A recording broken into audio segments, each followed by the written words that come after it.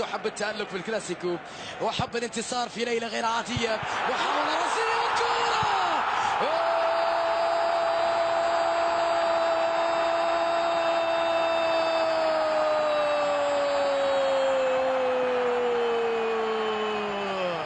هدف أول لبرشلونة.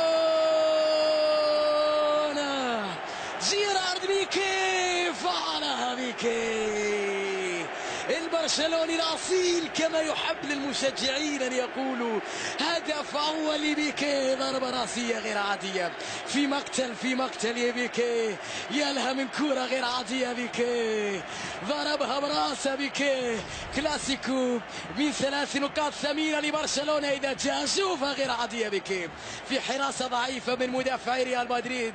فكروا في نيمار سواريز وميسي، نسوا بيكي اللي ارتقى فوق الجميع بالراس. روعة يا بيكي، روعة جيرار بيكي. واحد لبرشلونة لا شيء ريال مدريد. الهدف الأول عن طريق جيرار بيكي ينعش الأجواء في كام نو ويجعلنا ننتظر. تمريرات الونتو ممتازة مع جاريث بيل، بنزيما، تمريرات متبادلة عند لوكا مودريتش، تحرك من جانب مارسيلو سريعا لمصلحة ريال مدريد. مارسيلو في اختراق الدفاع، مارسيلو مر يلعبها على اليمين توني وعرضية خطيرة.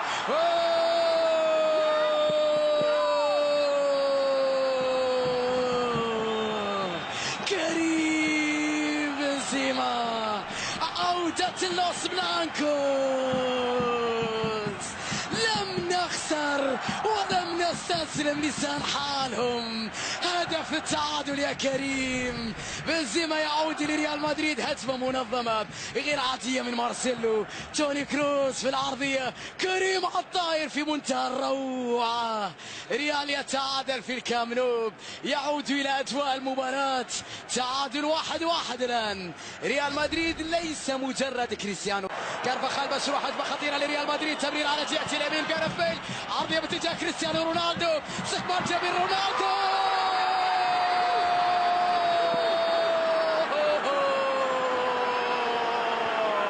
صاروخ ماديرا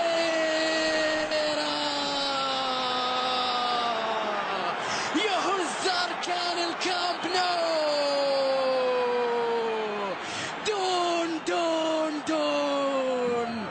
دون يا تاريخ، واحدة على الطاير، استقبال غير عادي بالصدر، جميلة من كريستيانو. شوفها مرة أخرى، الله على جاريث بيل.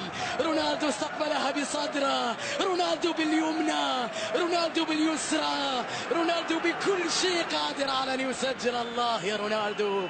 صاروخ ماديرا يفجر أركان الكامب نو بهذا الهدف الثاني، ويسجل ريال مدريد ب10 لاعبين مع هدف مثير الجدل.